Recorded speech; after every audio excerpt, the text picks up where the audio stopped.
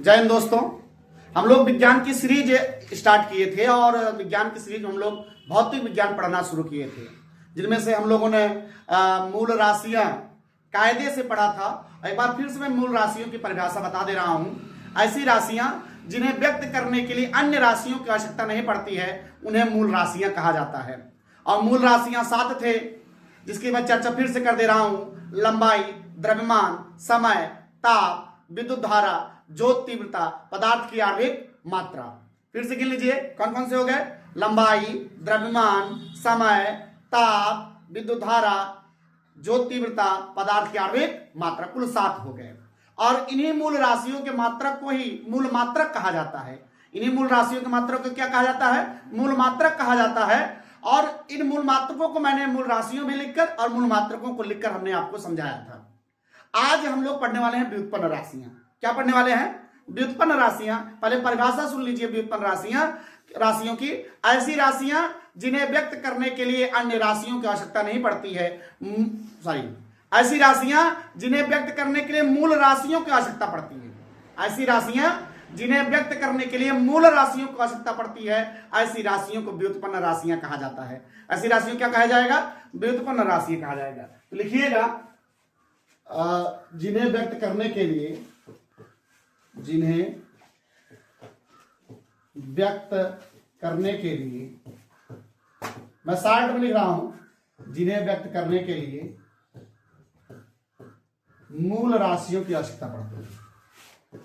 मूल राशियों की आवश्यकता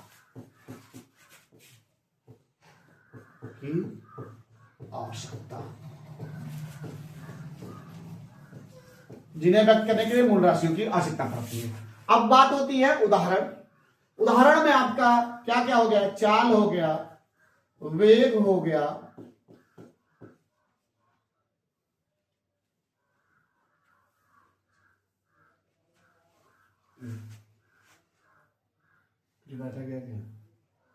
चाल हो गया, वेग हो गया, ठीक है,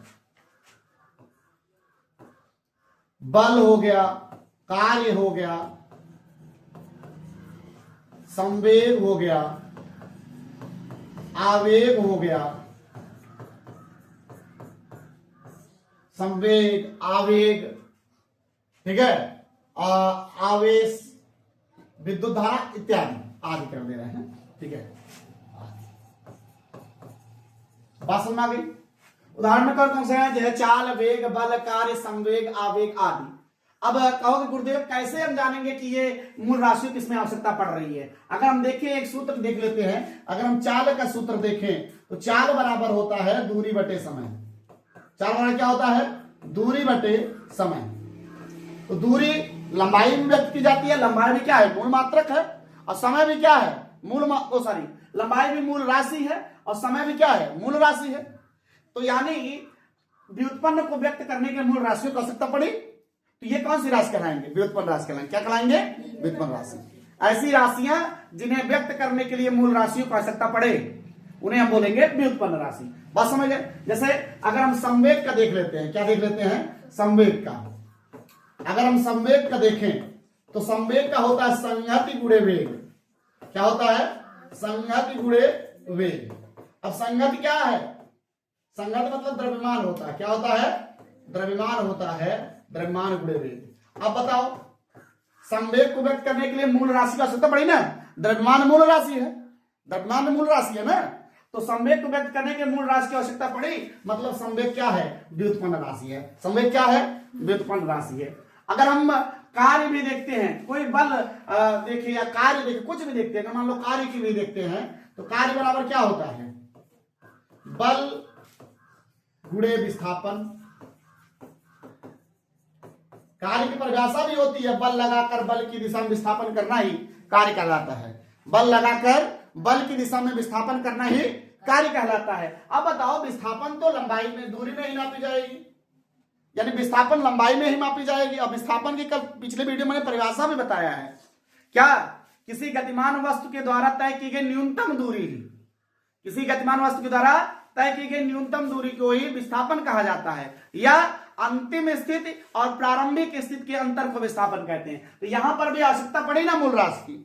जब मूल राशि की आवश्यकता पड़ेगी तो क्या होगा, आपका व्युत्पन्न राशि होगा। क्या होगा, व्युत्पन्न राशि होगा। अब बात आती है व्युत्पन्न मात्रक की।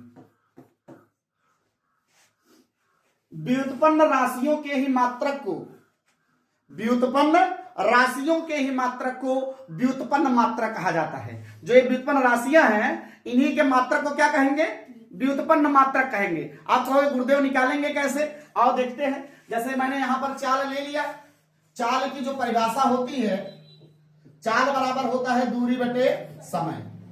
दूरी बटे समय, दूरी लंबाई में मापी जाती है तो लंबाई को किससे व्यक्त करेंगे, मीटर से। किससे व्यक्त करेंगे, मीटर से। समय का मात्रक क्या होता है, सेकंड। यानी चाल का जो मात्रक होगा, चाल का जो मात्रक होगा वो क्या होगा, मीटर प्रति सेकंड। चाल का मात्रक क्या होगा, मीटर प्रति सेकंड। मीटर प्रति सेकंड। इसको इस तरीके से भी लिख सकते हो आप। यहां कोई घात नहीं, एक मानोगे। एक चीज जान लेना, कोई भी धनात्मक घात वाली संख्या अगर नीचे से ऊपर जाएगी तब भी चिन्ह बदलेगा, प्लस से माइनस होगा। अगर माइनस रहेगा तो क्या होगा, प्लस आएगा। ऊपर से नीचे यानी अंश वाला कोई संख्या के घात, अगर पूरी संख्या अगर आप नीचे ले आ रहे हो, अगर वहां पे घात प्लस है तो नीचे आगे क्या हो जाएगा, माइनस हो जाएगा। यानी जो पावर प्लस है नीचे आगे क्या हो जाएगा, माइनस हो जाएगा। और माइनस रहेगा तो प्लस आ जाएगा। उसी तरह से अगर नीचे प्लस है तो ऊपर जाएगा क्या हो जाएगा, माइनस हो जाएगा। तो इसको भी लिख सकते हैं हम मीटर सेकंड इनवर्स। इसको क्या लिख सकते हैं, मीटर सेकंड इनवर्स। तो ये हो गया व्युत्पन्न मात्रक। क्या हो गया, व्युत्पन्न मात्रक। एकदम शानदार तरीके से आया। ठीक है, अब हम लोग नेक्स्ट पेज पर चलते हैं। यहां पर कुछ व्युत्पन्न राशियां दी गई है। ठीक है, यहां पर कुछ व्युत्पन्न राशियां दी गई हैं और उनके मात्रक दिए गए हैं। जैसे है कार्य तथा ऊर्जा। अगर हम बात करते हैं कार्य तथा ऊर्जा की, कार्य तथा ऊर्जा का मात्रक जूल होता है। क्या होता है, जूल होता है। अभी मैंने कार्य की परिभाषा भी बताया, बल लगाकर बल की दिशा में विस्थापन करना ही कार्य कहलाता है। और कार्य करने की क्षमता को ही ऊर्जा कहते हैं। कार्य करने की क्षमता को ऊर्जा कहते हैं। वास्तविकता में कार्य ही क्या है, ऊर्जा है। अब जैसे कार्य का अगर मात्रक जूल है तो ऊर्जा का भी मात्रक जूल होगा। अब लेकिन क्या वास्तविकता में कार्य का जो मात्रक है वास्तविकता में जूल होता है, या किसी वैज्ञानिक के नाम पर इसका नाम जूल रखा गया है? बेटा वैज्ञानिक जो उन्होंने खोज किए थे उन्हीं के नाम पर इसका मात्रक जूल रख दिया गया। तो वास्तविकता में इसकी परिभाषा क्या होती, इसका मात्रक क्या होता है, मैं आपको दिखाता हूं। अभी जस्ट पिछले पेज पर हमने बताया था कि जो कार्य की परिभाषा है, जो कार्य की परिभाषा है वो मैंने आपको लिखाया था, कार्य बराबर बल गुणे विस्थापन। यानी बल लगाकर किसी वस्तु को बल लगाकर बल की दिशा में विस्थापित करना ही कार्य कहलाता है। कार्य को व्यक्त करते हैं W से यानी वर्क, बल को व्यक्त करते हैं F से यानी फोर्स, और इसको व्यक्त करते हैं D से यानी डिस्प्लेसमेंट। D से व्यक्त करेंगे स्मॉल d से, मतलब डिस्प्लेसमेंट यानी विस्थापन। अब हमें बताइए, अगर हमें कार्य का मात्रक देखना हुआ, कार्य का मात्रक देखना हुआ तो हम बल का मात्रक देखेंगे। अब बल का मात्रक होता है न्यूटन। बल का मात्रक क्या होता है, न्यूटन। न्यूटन भी सम्मान में रखा गया है, न्यूटन भी सम्मान में रखा गया। अभी मैं उसको भी बताता हूं। विस्थापन किसमें मापा जाएगा, मीटर में। न्यूटन गुणे मीटर, या न्यूटन मीटर जो है, इसी न्यूटन मीटर के जो कार्य का मात्रक होता है क्या होता है, न्यूटन मीटर। कार्य का मात्रक क्या होता है, न्यूटन मीटर होता है। लेकिन जो उन्होंने खोज की है जूल वैज्ञानिक, उन्हीं के नाम पर इसका क्या लिख दिया गया, जूल। न्यूटन मीटर क्या लिख दिया गया, जूल लिख दिया गया। न्यूटन मीटर क्या लिख दिया गया, जूल लिख दिया। आप कहोगे गुरुदेव तब बल का, आप तो कह रहे हैं कि वैज्ञानिक न्यूटन के सम्मान में बल का मात्रक न्यूटन रख दिया गया। तो न्यूटन का वास्तविक क्या होगा, न्यूटन यानी किसको न्यूटन रखा गया, किसके मान को। तो चलिए हम सबसे पहले देखिए, आप बल अगर देखें तो बल बराबर होता है द्रव्यमान गुणे त्वरण। बल बराबर क्या होता है, द्रव्यमान गुणे त्वरण। बल का सूत्र क्या होता है, द्रव्यमान गुणे त्वरण। द्रव्यमान का मात्रक क्या होता है, किलोग्राम। द्रव्यमान मात्रक क्या होता है, किलोग्राम। और त्वरण का मात्रक होता है मीटर बटे सेकंड स्क्वायर। मीटर बटे सेकंड स्क्वायर। इसी किलोग्राम मीटर बटे सेकंड स्क्वायर को ही क्या नाम दे दिया गया, न्यूटन। क्या नाम दे दिया गया, न्यूटन। बात समझ आ गई। अभी मैं त्वरण की भी दिखाऊंगा आगे पेज पर, यहीं पर हल करके ये बात समझ आ गई।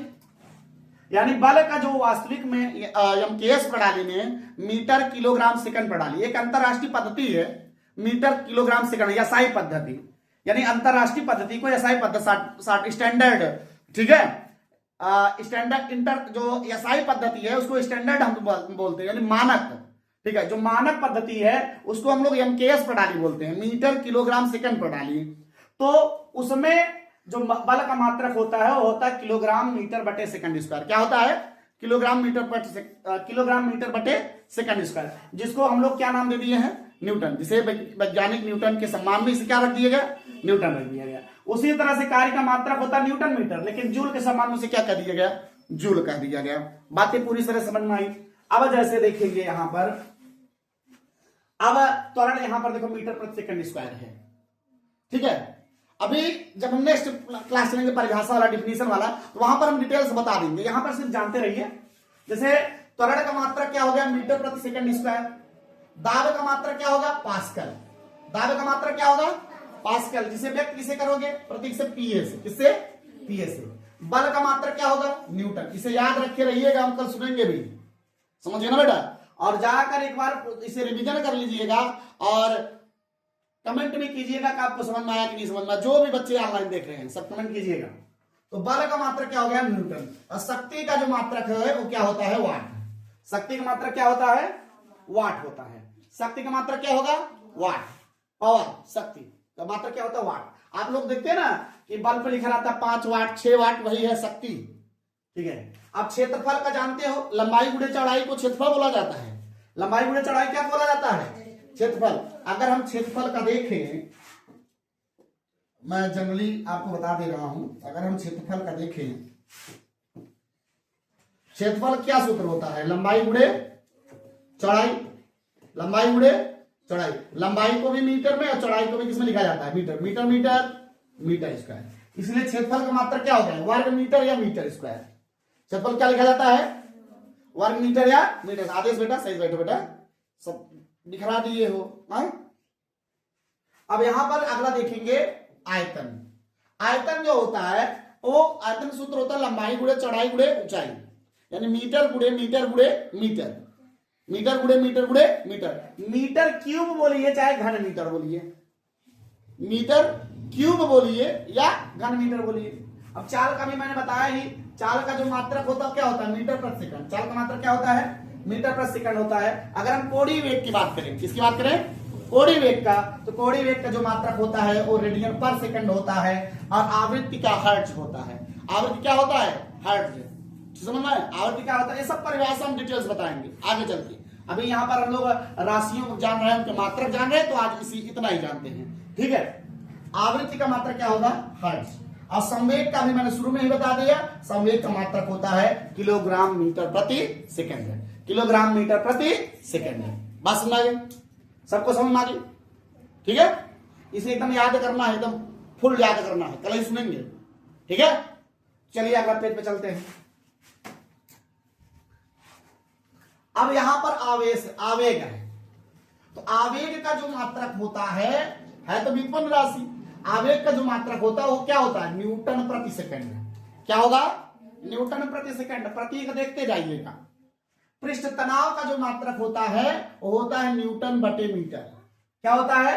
न्यूटन बटे मीटर। सुनो, अब हम तुमको बता दें, सभी बच्चे ध्यान सुनेंगे कि पृष्ठ तनाव से मुझे याद आया, पहले हमारे घर के सामने देखो नाली बनी हुई है ना, तो नाली बनी हुई है, तो टीचर पढ़ा रहे थे पृष्ठ तनाव का, तो बताए थे कि अगर नाली ओली में कहीं मच्छर ज्यादा है, पानी मच्छर ज्यादा है, तो पानी अब देखते हो कि मच्छरवा चल लेता है, छोटे छोटे एकदम रपट लगाते, एकदम दौड़ा के, देखते हो ना पानी दौड़ते हैं, और हम लोग जाते झपाक घुस जाते हैं पानी में। ऐसे काहे होता है? तो जो जल का पृष्ठ तनाव होता है वो उस मच्छर के अपेक्षा ज्यादा होता है, इसीलिए मच्छरवा जो होता है ना दौड़ता है। तो गुरुजी बताए थे कि भैया उसमें मिट्टी तेल डाल दो, पृष्ठ तनाव कम हो जाता है जल का। तो हम लोगों ने कहा अच्छा गुरु बताएं, सही बताए, झूठे बताए, पुलका दिए हैं हम लोगों को, भगा दिए हैं। तो खूब मच्छर लगे हुए थे, खूब एकदम बरसात थे, तो मच्छर तड़तड़ा के थे। तो हम लोगों को तब मिट्टी तेल मिलता था, अब तो अपने यहाँ मिट्टी तेल मिलना बंद हो गया है। तो मिट्टी तेल मिलता था तो हम लोग लेके आए, हम थे और रोहित सर जी थे, यानी हमारे छोटे भाई रोहित सर जी। तो वो क्या करें, हम लोग ले आए एक डिब्बे में मिट्टी के तेल और पौड़ा दिए पूरा पानी में। जब पौड़ा दिए सजवाल देखे कुल मच्छरवे नाश हो गए हैं, पृष्ठ तनाव कम हो गया था। जब पृष्ठ तनाव कम तो मच्छरवा का हो गया था, पानी में डूब गए थे। हम लोगों ने कहा चलो करोड़पति हम लोग मार दिए, बहुत मच्छर मारे थे ना, बहुत मच्छर मारे, पाप कर दिए हैं। अब समझे, जल का पृष्ठ तनाव अगर मिट्टी तेल डाल देते हैं तो उसका पृष्ठ तनाव कम हो जाएगा, उसके सतह पर जो मच्छर अच्छर रहेंगे वो डूब जाएंगे। बात समझ आ गई? उसी पृष्ठ तनाव की बात हो रही है। अब विद्युत आवेश का मात्रक क्या होता है? कूलाम। विद्युत आवेश का मात्रक क्या होता है? कूलाम होता है। विभवांतर का मात्रक होता है वोल्ट। आप लोग देखते ना, कई वोल्ट देखते ना, वोल्टेज जो बढ़ाने जाते हो, अरे जब लाइट धीम होता है, आप जाते हो लगा रहता ना स्टेबलाइजर, खड़ खड़ खड़ खड़ ऐंठ देते हो, लाइट की तेज वोल्टेज बढ़ाएगा ना, विद्युत धारा बहता है। आप तो वोल्टेज बढ़ाए, कैसे बिजली बढ़ जाती है? तो एक ओम का नियम है, आगे चल के पढ़ाएंगे, मैं थोड़ा सा झलक दे रहा हूं।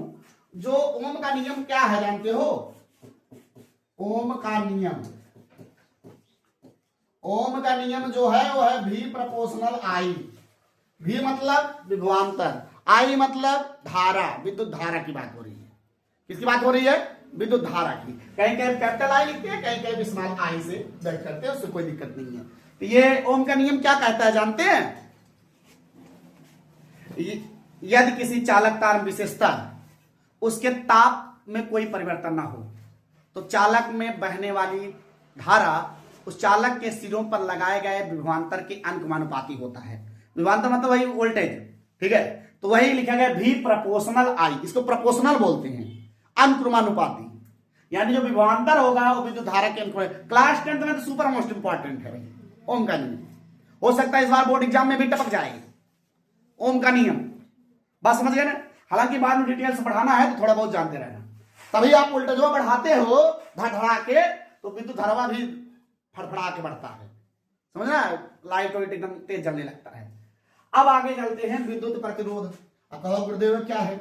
विद्युत धारा के मार्ग में पड़ने वाली बाधा, विद्युत धारा के मार्ग में पड़ने वाली बाधा या रुकावट को क्या कहते हैं? विद्युत प्रतिरोध कहते हैं, जिसे ओम से व्यक्त करते हैं। विद्युत प्रतिरोध का जो मात्रक होता है, इसका तो विभवांतर का V से व्यक्त करते हैं। अब विद्युत प्रतिरोध को R से व्यक्त करते हैं। किससे व्यक्त करते हैं? R से व्यक्त करते हैं। बात समझ आई ना? तो अब इसका जो प्रतीक है वो ओम है। विद्युत प्रतिरोध का जो मात्रक है ओम है और प्रतीक क्या है? ऐसे उल्टी कड़ाही जैसा, ये ओम का प्रतीक है। अगला है विद्युत धारिता। विद्युत धारिता का मात्रक क्या है? फैराडे। विद्युत धारिता का मात्रक क्या है? फैराडे। अब प्रेरक चुंबकीय फ्लक्स का जो मात्रक है वो है वेबर। प्रेरक चुंबकीय फ्लक्स का जो मात्रक हो क्या है? वेबर। ज्योति फ्लक्स का ल्यूमेन, ज्योति फ्लक्स का ल्यूमेन। आप लोगों ने एक पढ़ा था अभी कुछ देर पहले सतह में, मूल राशियों में, वहां पर क्या पढ़ा हुआ था? ज्योति तीव्रता पढ़े थे। क्या पढ़े थे? छठवां जो मूल राशि थी वो क्या था? आप एक बार देख लीजिए रिवीजन में, देखिए जो तीव्रता है, जो तीव्रता का मात्रक कैंडिला होता है, और कैंडिला जो है वो सदिश मूल मात्रक है, और जो तीव्रता मूल राशि है। यहां पर बिटवा ज्योति फ्लक्स है भाई साहब। क्या है? ज्योति फ्लक्स है, और ज्योति फ्लक्स जो है व्युत्पन्न राशियां हैं, उसका मात्रक ल्यूमेन होता है। प्रदीप्त घनत्व लक्स एकदम महका दे, हाँ बहुत लोग लक्स लगा दे रहे हैं, सुगंध महकता है एकदम बढ़िया। लक्स साबुन देखो ना, वो वाला लक्स साबुन नहीं है, ये इसका मात्रक है लक्स। हाँ, प्रदीप्त घनत्व का जो मात्रक है क्या है? लक्स है। और प्रकाश तरंगदैर्घ्य का जो मात्रक है क्या है? एंगस्ट्रॉम है। प्रकाश तरंगदैर्घ्य का मात्रक क्या है? एंगस्ट्रॉम है। और प्रकाशीय दूरी का मात्रक जो है प्रकाश वर्ष है। क्या है? प्रकाश वर्ष है। बात समझ आ गई? चलो नेक्स्ट पेज देखते हैं। पूरक मात्रक क्या है? पूरक मात्रक ऐसे मात्रक जो ना मूल राशि के मूल मात्रक के अंतर्गत आएंगे और ना ही व्युत्पन्न मात्रक के अंतर्गत आएंगे। क्या होगा? ऐसे मात्रक जो ना तो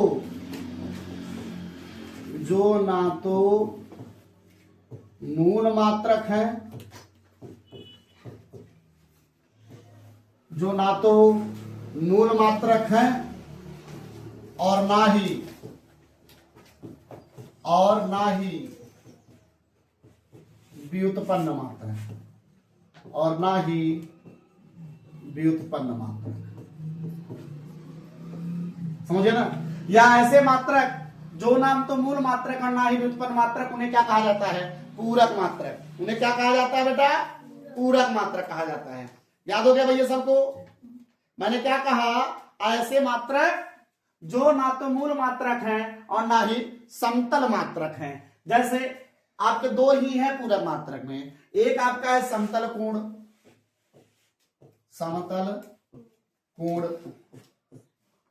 समतल कोण, इसका मात्रक होता है रेडियन। क्या होता है?